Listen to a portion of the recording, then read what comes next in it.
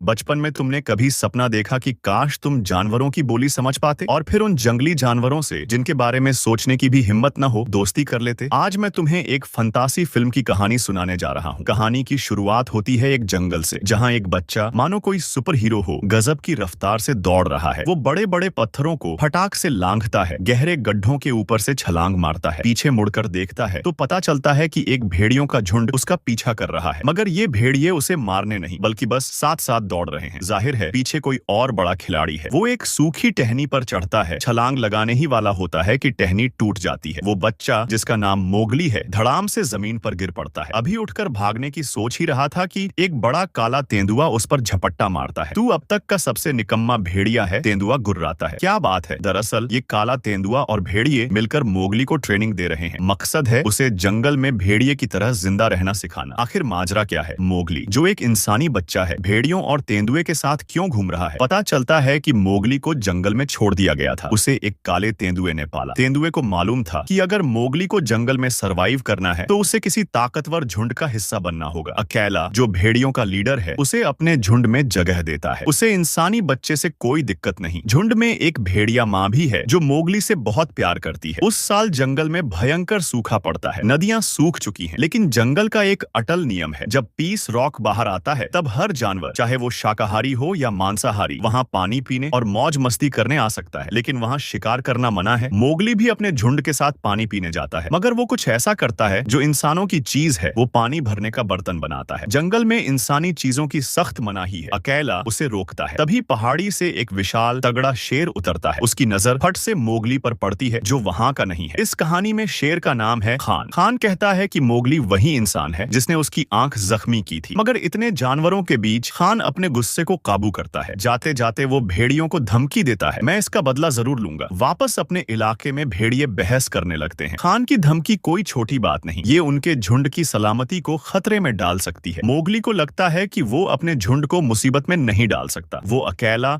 और अपनी माँ से विदा लेता है। तेंदुआ उसे इंसानों के पास छोड़ने का फैसला करता है, मगर रास्ते में खान की नजर उन पर पड़ जाती है। मोगली को बचाने के लिए तेंदुआ अकेला खान से भिड़ जाता है। तेंदुआ ताकतवर है, मगर खान उससे कहीं बड़ा और खतरनाक। आखिरकार तेंदुआ हार जाता है। मोगली के पास कोई रास्ता नहीं। वो एक गहरी खाई में कूद पड़ता है। खान मोगली को नहीं पकड़ पाता। उसका गुस्सा अब अकेला पर उतरता है। वो क्रूरता से अकेला को खाई में फेंक देता है। इधर मोगली किसी तरह बच जाता है। वो एक नए डरावने जंगल में पहुंचता है। वहां उसे एक विशाल सांप की खाल दिखती है। उसका दिल धक धक करने लगता है। जैसे ही वो पीछे मुड़ता है, एक राक्षसी अजगर उसके सामने आ खड़ा होता है। अजगर मोगली को खाने की फिराक में है। वो उसे लुभाने के लिए अपनी कहानी सुनाने लगता है। वो बताता है